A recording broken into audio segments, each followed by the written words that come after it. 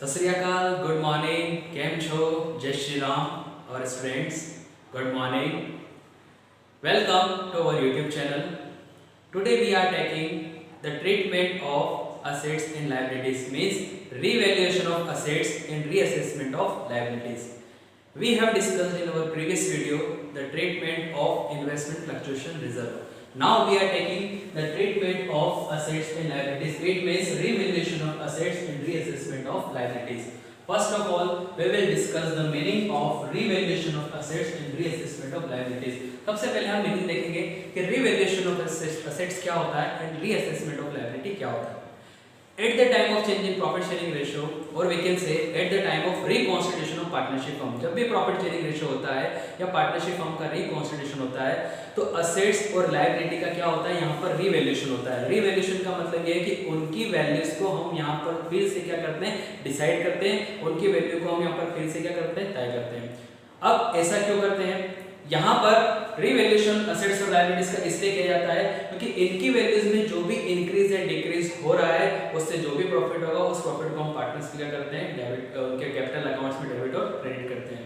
अब यहाँ पर revaluation of assets and reassessment of liability करने के लिए एक अकाउंट बनाया जाता है जिसको बोलते हैं रिवैल्यूएशन अकाउंट. उसी अकाउंट में हम असेट्स और लायबिलिटीज की वैल्यू में जितना इंक्रीज और डिक्रीज हुआ है उसको हम रिकॉर्ड करते हैं. तो आइए देखते हैं रिवैल्यूएशन अकाउंट क्या होता है, यहाँ पर कैसे रिकॉर्ड करते हैं, उसका फॉर्मेट क्या करता है. रिवैल्यूएशन अकाउंट, रिवैल्यूएशन अकाउंट बच्चों, यहाँ पर रिवैल्यूएशन अकाउंट का एक और नेम होता है जो समटाइम्स एग्जाम में पूछ लिया जाता है कि आप रिवैल्यूएशन अकाउंट नहीं, आप इसकी जगह पर ये वाला अकाउंट बनाओ. मतलब वो होता तो रिवैल्यूएशन अकाउंट ही बट उसका एक अदर नेम होता है, इसमें बच्चे कंफ्यूज हो जाते हैं. देख लेते हैं इसका अदर नेम क्या होता है. The other name of revaluation account is profit and loss adjustment account. Profit and loss adjustment account. Sometimes question में रिवैल्यूएशन अकाउंट ना देते हुए आपको profit and loss adjustment account पूछ लिया जाता है. इसमें बच्चे कंफ्यूज हो जाते हैं. बनाना आपको रिवैल्यूएशन अकाउंट ही है क्योंकि इसका अदर नेम भी profit and loss adjustment account होता है. देखते हैं रिवैल्यूएशन अकाउंट का फॉर्मेट क्या होता है.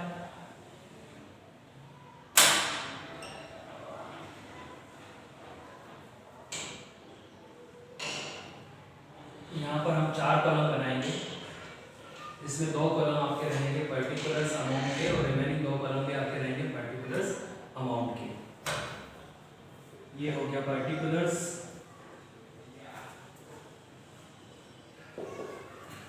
ये हो गया अमाउंट, ये भी हो गया पर्टिकुलर्स एंड ये भी हो गया यहाँ पर अमाउंट. ये वाली जो साइड होती है पर्टिकुलर्स अमाउंट की, इस साइड को हम बोलेंगे डेबिट साइड, ये होती है हमारी लेफ्ट हैंड साइड. एंड ये वाली जो साइड है पर्टिकुलर अमाउंट की, इसको हम बोलेंगे क्रेडिट साइड. अब हमें यहाँ देखना है कि डेबिट साइड में यहाँ पर क्या आएगा और क्रेडिट साइड में क्या रिकॉर्ड होगा. हमने यहाँ पर देखा कि रिवैल्यूएशन अकाउंट हम क्यों बनाते हैं, असेट्स और लायबिलिटीज के वैल्यू में जो भी इंक्रीज या डिक्रीज होता है उसको रिकॉर्ड करने के लिए हम रिवैल्यूएशन अकाउंट बनाते हैं. अब किस साइड असेट्स और लायबिलिटीज का डिक्रीज रिकॉर्ड होगा, किस साइड असेट्स और लायबिलिटीज का इंक्रीज रिकॉर्ड होगा, ये हम देखते हैं. बट उससे पहले हम देखेंगे कि the nature of revaluation account. What is the nature of revaluation account. Revaluation account किस टाइप का अकाउंट होता है, इसका नेचर क्या होता है. नेचर पता चल जाएगा तो ये बहुत इजी हो जाएगा कि आपको कौन सी साइड क्या रिकॉर्ड करना है. बच्चों, रिवैल्यूएशन अकाउंट का जो नेचर होता है वो नॉमिनल होता है. हमने लास्ट ईयर यहाँ पर टाइप्स ऑफ अकाउंट्स देखे थे. मेनली 3 टाइप्स के अकाउंट्स आपको बताए थे, personal, nominal and real account. तो रिवैल्यूएशन अकाउंट किस टाइप का अकाउंट होता है, नॉमिनल अकाउंट होता है. और नॉमिनल अकाउंट के यहाँ पर रूल्स क्या होते हैं, किसको हम डेबिट करेंगे और किसको हम क्रेडिट करेंगे. According to nominal account, debit all losses and expenses, credit all incomes and gain. According to nominal account, debit all losses and expenses होते हैं एंड क्रेडिट ऑल इनकम्स और गेन्स होते हैं. तो रिवैल्यूएशन अकाउंट भी हमारा क्या है, नॉमिनल अकाउंट है. तो डेबिट साइड हम सारे लॉसेस और एक्सपेंसेस को रिकॉर्ड करेंगे एंड क्रेडिट साइड हम सारे इनकम और गेन को रिकॉर्ड करेंगे. अब यहाँ पर देखते हैं डेबिट साइड लॉसेस और एक्सपेंसेस आएंगे, बट लॉसेस क्या होंगे, एक्सपेंसेस क्या होंगे, आइए देखते हैं। सबसे पहले हम यहाँ पर एक एग्जांपल लेते हैं, इमेजिनरी फिगर्स लेते हैं। सबसे पहले हम एग्जांपल लेते हैं, इमेजिनरी फिगर्स लेते हैं। 2014 में आपने एक असेट्स परचेज की, उसका नेम लिख देते हैं यहाँ पर फर्नीचर। वो फर्नीचर आपने परचेज किया यहाँ पर 5 लाख रुपीस का।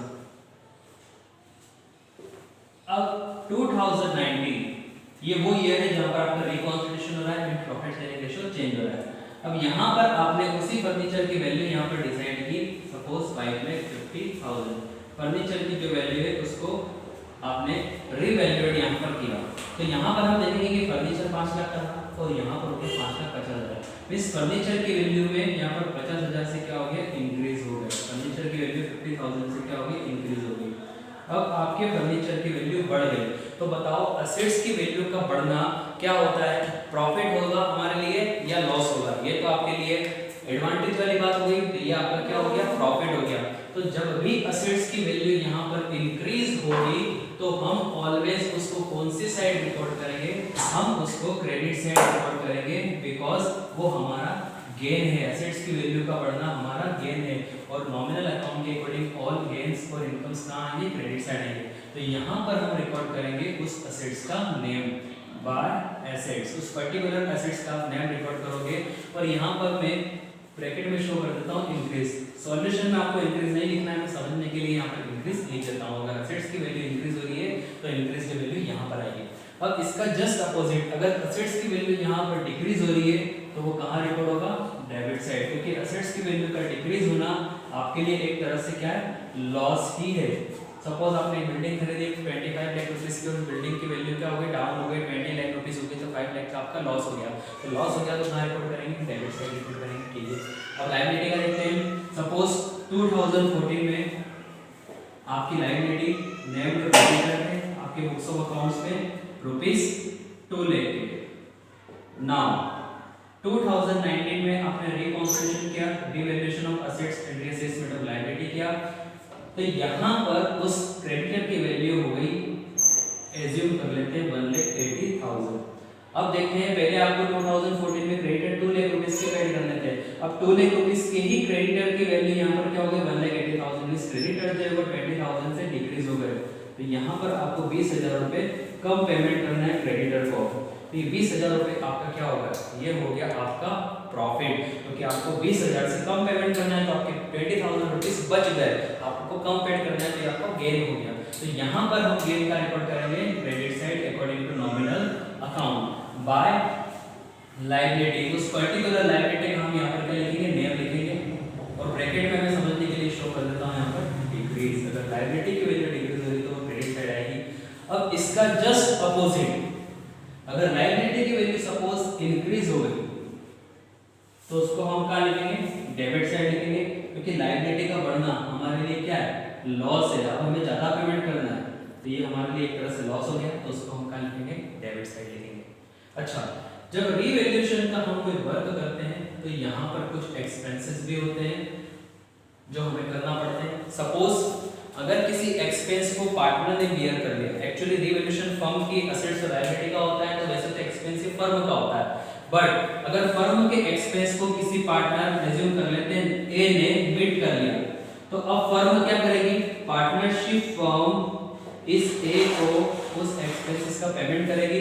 पेमेंट यहाँ पर कैश में नहीं करती पार्टनर्स को, पार्टनर्स की कैपिटल या डेबिट, कैपिटल अकाउंट डेबिट या क्रेडिट करके उसको पेमेंट किया जाता है। तो पार्टनरशिप फर्म क्या करेगी, मिस्टर ए को यहाँ पर पेमेंट करना है तो उसका अकाउंट क्या करेगी, क्रेडिट करेगी मिस्टर ए का अकाउंट, और अपना अकाउंट क्या करेगी, पार्टनरशिप फर्म डेबिट करेगी उस एक्सपेंस से। तो यहाँ पर एक्सपेंस का रिकॉर्ड हो गया, रीवैल्यूएशन के एक्सपेंस डेबिट साइड रिकॉर्ड हो गए अकॉर्डिंग टू नॉमिनल अकाउंट। किस नेम से रिकॉर्ड हो गए, तो पार्टनर का अकाउंट क्रेडिट होगा तो पार्टनर के अकाउंट के नेम से होंगे। तो यहाँ पर हम लिखेंगे concerned partner capital account, concerned partner capital account. जिस भी पार्टनर ने एक्सपेंसेस को बियर किया है फर्म के, उनको हम डेबिट साइड उस पार्टनर के नेम से यहाँ पर क्या करेंगे, रिकॉर्ड करेंगे। समटाइम्स क्या होता है, कुछ अनरिकॉर्डेड एसेट्स भी होती है बिजनेस में और अनरिकॉर्डेड लायबिलिटी भी होती है जिनको हमने रिकॉर्ड नहीं किया होगा। अगर उनको हम बुक्स ऑफ अकाउंट्स में अकाउंट करते हैं, मींस बुक्स ऑफ अकाउंट्स में रिकॉर्ड करते हैं, तो यहाँ पर होगा हमारी एसेट्स और लायबिलिटीज की वैल्यू में इंक्रीज और डिक्रीज होगा। सपोज अगर अनरिकॉर्डेड यहाँ पर डेटर है या अनरिकॉर्डेड फर्नीचर है, अब नाउ रिकॉन्स्टिट्यूशन के टाइम पर अगर हम उसको रिकॉर्ड कर रहे हैं तो एसेट्स क्या होगी, हमारी बढ़ेगी, हमारा यहाँ पर प्रॉफिट होगा। तो यहाँ पर हम क्या लिखेंगे, क्रेडिट साइड लिखेंगे बाय unrecorded assets। अब देखते हैं अनरिकॉर्डेड लायबिलिटी। अगर अनरिकॉर्डेड लायबिलिटी को हम रिकॉर्ड करते हैं तो हमारी लायबिलिटी इंक्रीज हो जाएगी और लायबिलिटी का बढ़ना इसका मतलब है कि हमें ज्यादा पेमेंट करना पड़ेगा। ज्यादा पेमेंट करना पड़ा मतलब हमारे लिए क्या है, एक तरह से लॉस ही है। तो लॉसेस कहाँ रिकॉर्ड करते हैं, डेबिट साइड रिकॉर्ड करेंगे टू अनरिकॉर्डेड लायबिलिटी। उस लायबिलिटी को आपको रिकॉर्ड करना है, उस लायबिलिटी का आपको नेम लिखना है। अब असेट्स और लायबिलिटीज को रिकॉर्ड करने के बाद, एक्सपेंसेस को रिकॉर्ड करने के बाद यहाँ पर हम देखेंगे कि एक साइड आपको बैलेंसिंग फिगर यहाँ पर आएगा, चाहे डेबिट साइड आएगा या फिर क्रेडिट साइड बैलेंसिंग फिगर निकल कर आएगा। सपोज अगर क्रेडिट साइड की टोटल आपकी ज्यादा है और डेबिट साइड की टोटल कम है, means excess of credit side over debit side अगर हुआ तो ये क्या होगा, आपका प्रॉफिट होगा और वो बैलेंसिंग फिगर का आएगा, डेबिट साइड आएगा, जिसको हम किस नाम से लिखेंगे, पार्टनर्स कैपिटल या फिर करंट अकाउंट। जो भी प्रॉफिट्स होते हैं वो पार्टनर्स कैपिटल या करंट अकाउंट में जाकर क्या होते हैं, क्रेडिट होते हैं। तो सपोज अगर बैलेंसिंग फिगर यहाँ पर आया तो वो किस नाम से आएगा, टू पार्टनर्स कैपिटल और करंट अकाउंट, और ये रीवैल्यूएशन का प्रॉफिट है और ये प्रॉफिट कहाँ जाएगा, आपके पार्टनर्स कैपिटल या करंट अकाउंट में जाकर क्रेडिट हो जाएगा।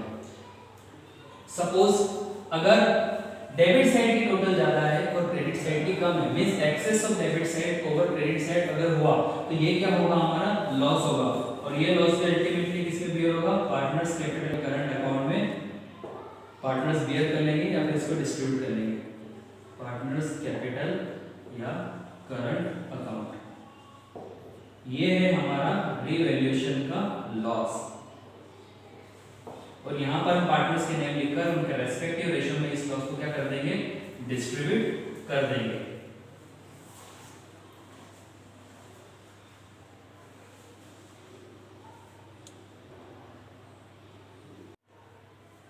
तो ये था हमारा रीवैल्यूएशन अकाउंट। रीवैल्यूएशन अकाउंट से रिलेटेड प्रैक्टिकल्स आपको हमारे नेक्स्ट लेक्चर में मिलेंगे।